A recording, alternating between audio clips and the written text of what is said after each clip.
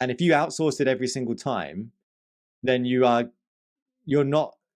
just delaying a problem that you need to solve yourself. And the better you can become to go through smaller but very, very, very frequent iterations of change, the better.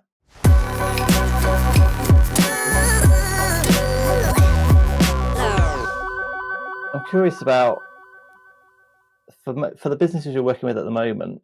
I guess what do you see as? I guess you said you're lucky that they have got the right sort of mindset to think that strategy is an issue. I guess have you got any sort of insight into what they saw as like the most common sort of pain points? Is there any symptoms that they had that made them think of working with you? No, I don't think. There's one organization that did come to me with a particular pain point around employee engagement and morale. And so the request there was, how do you help the leadership across this organization both to look after themselves and to help their teams around morale and engagement? So that one was a specific pain point, which we can talk about. But I think most of them are coming to me with ambition. And instead of I'm trying to solve a problem, it's the problem is we're going to treble in size. Mm-hmm. And how do we do that? Maintaining what's made us great today, but adding some stuff in to increase the likelihood of us reaching these goals that we have. So, yeah, it's kind of different in terms of how they come to me. Yeah, that's interesting. Because sometimes I get both sides. So either someone thinks there's an issue with like efficiency or just knowledge gap of tech solution, and then sometimes it's like, well, we really want to grow, and we know we might get into a bit of a mess, so we want to sort it out ahead of time, which sounds like more like what most of your clients are into. Is like, well, we don't think it's a problem right now, but we want to make sure that we're okay to grow. Yeah, it's exactly that. And it's also just, being, I guess, conscious of the fact that your likelihood to succeed is going to be based on how well you enable your people to work by themselves and together.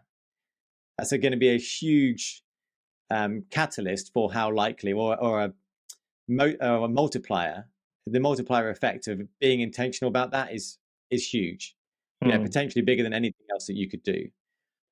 You think about history of organizations, and you study the ones that are successful over time and the ones that typically fail.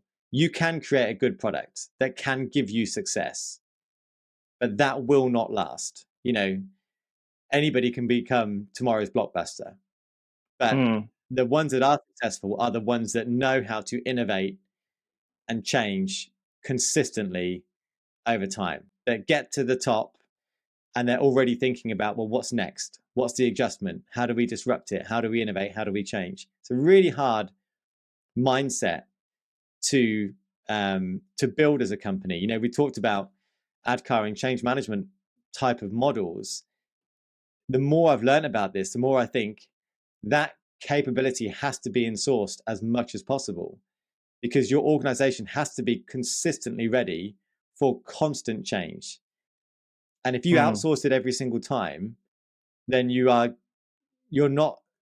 just delaying a problem that you need to solve yourself. And the better you can become to go through smaller but very, very, very frequent iterations of change, the better. Yeah, and I guess seems like it's more prevalent now is like, being a very lean organization, and outsourcing's more common. So I guess it's interesting to think about change being insourced versus outsourced. Yeah, I agree. Yeah, it needs to be a core competency, I guess. The outsourcing thing, I find outsourcing fascinating. If you saw the McDonald's story last week around all of the cases being made against McDonald's. Now all these people coming out against how the abuse and all that kind of stuff that's been happening. So their model is to franchise, right? And so you've got the McDonald's culture. You go onto the McDonald's homepage and you look at careers. They've got all these wonderful statements around culture, community, inclusivity, fairness, and all this kind of different stuff.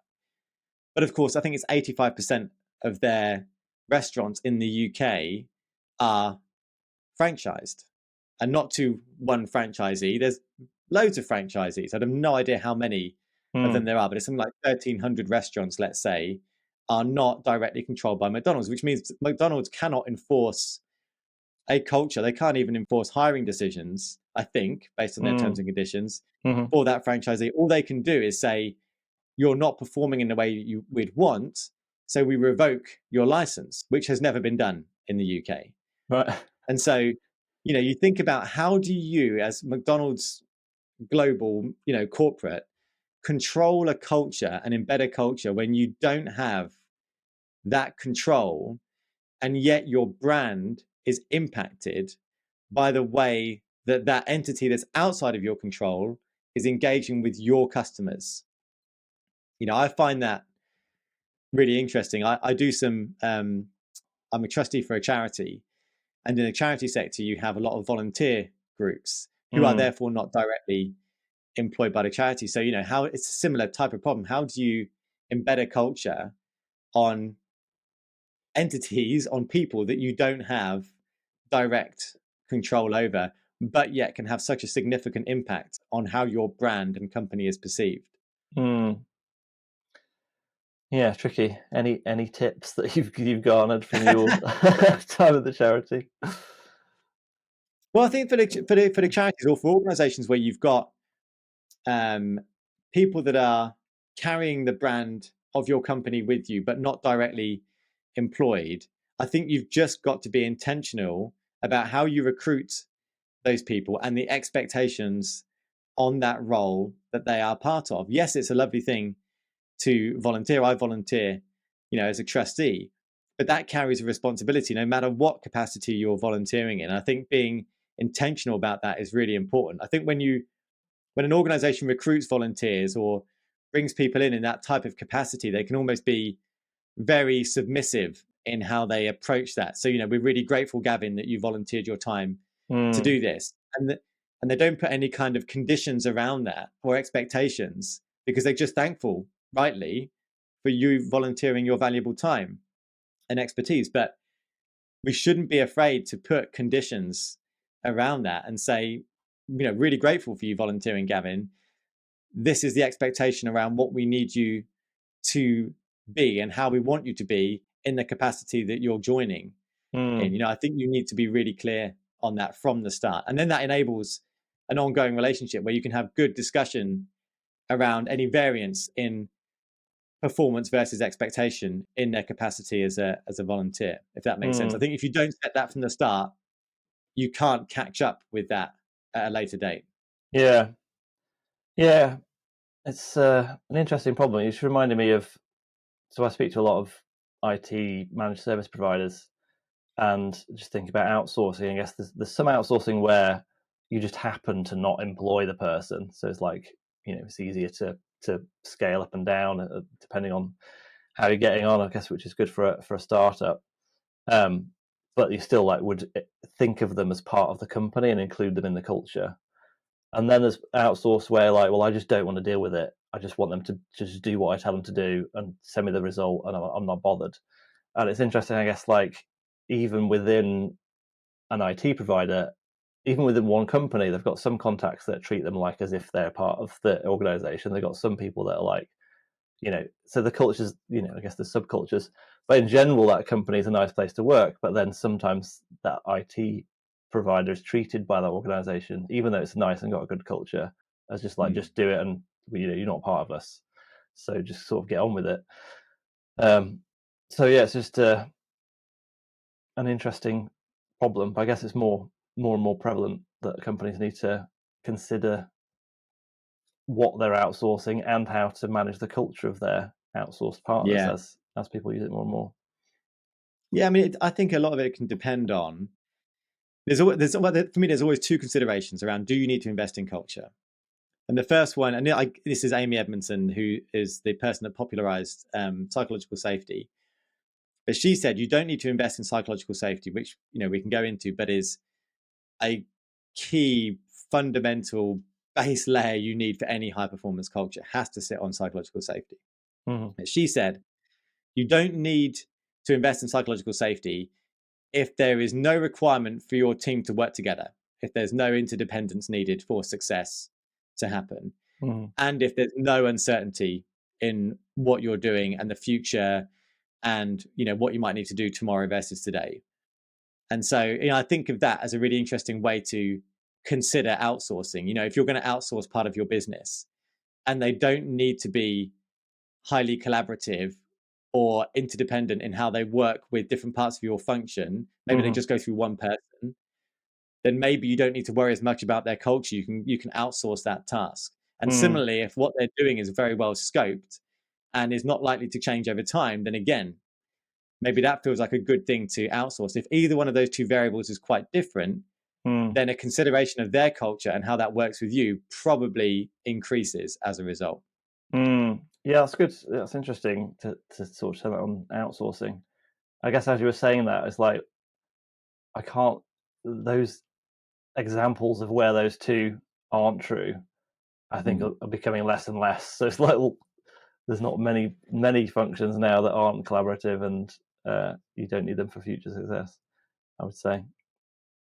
So that's interesting. You just reminded me of when there's like doing corporate training on like just psychological safety, I guess, but like 10 years ago, so it wasn't, I don't think it was coined then, but it was just like, instead of saying you're trying to get everyone to train, to work better together, so we're like saying, well, rather than saying that's a bad idea, don't attack the person, attack the idea, but right, just build on it instead. So, well, here's like a different idea that we can build on top of. But it was sort of, the whole training was sort of kiboshed by this one director that was like, they were having like a difference of opinion, and they were like, right, to build on that's shite, and just sort of cut the other guy down. It's like, well, he used the right language, but he's still not really got the gist of that psychological safety. It's like, it's just, no one else said anything for the rest of the meeting, so that whole training. Well, no, exactly right. So that is exactly it. Leaders I just don't think it's obvious when you're in a leadership role how much weight you carry over the rest of the room by the things you say, you don't say, your body language, all of that has such an impact on the rest of the room. Yeah. The fact that you're recalling that, years later. yeah. I wonder if that director would remember that they did that. Probably not. But all the people in the room probably do. Yeah. Same thing with feedback. I always think feedback's a one that I guess you get trained in the tactics, but really it's the underlying culture, psychological safety that whether it makes it that's going to work or not. So remember, we always like got to training on good intention feedback technique, and then it's like, here's what to say. It's like, well, I'm saying this because of blah blah blah, and here's what you did, so it's based in behavior, and here's what I think should change. But it never really got, for me, it never really got to like and maybe it's because of the training, that particular training, but it never really got to the core of like, well, you're assuming that you're correct by you giving me feedback, which has already got tension built into it, right? Because if you're like, you did this and this made me feel this, it's like, well, I didn't mean to do that, or well, it's just all never seemed to land quite right. And then if it's not kept up as part of the culture, just you had some training and everyone does it for a bit to like show willing to their manager, and then just slowly drift down, and no one bothers giving feedback anymore because probably had a couple of bad experiences that didn't go great. But we're as a country, we are a nightmare for feedback. I think our communication style in the UK is a disaster. If you could imagine coming from another country to work in the UK, in a lot of our communication style, we're quite explicit, aren't we, as a country, relative to a lot of others, in that we if there's a meeting, we tell everybody in the meeting what we're going to talk about before the meeting. Then at the start of the meeting, we tell everybody what's going to happen. We go through the meeting, we summarize what's happened at the end of the meeting, and then we'll email at the end of it and say, this is what we agreed. We're very explicit in our communication. We don't use a lot of like reading the room type of stuff that you might get in a Japanese organization, for example. So we're very, very, very explicit. And yet in our feedback, we are so wary, and we try, the excrement sandwich, for example, we try and butter up feedback with, here's a nice bit, here's the stuff I really wanted to say, but was too afraid to say it. And then here's another nice bit at the end. If you were coming from another country and you heard that, Gavin, you'd be like, I don't know what I've just heard. Yeah. I'm working in a business that is so explicit in its communication, and yet you're giving me this muddy mess of stuff. I don't know what to do with that. And I think feedback in the UK work culture is just so muddled because of how our society in the UK is about this kind of stuff. But I think as with anything, I think you just normalize it. There's loads of different tactics you can use and frameworks and ways that you can do it. But the more you practice something and the more you normalize a behavior, then the better you'll get at it. If the leader of the team constantly says to the team, tell me something I could do better. At the end of the meeting, tell me one thing I could have done better. Or how could I make you more successful? What's the things I could do to make you more successful? Constantly asking for feedback helps that leader to get better at understanding how they work with feedback, because that'll impact them emotionally. But it just sets a behavioral cue for the team. Constantly we talk about feedback, and the more you normalize something, the more it becomes an everyday thing that isn't so heavily weighted every time it comes up.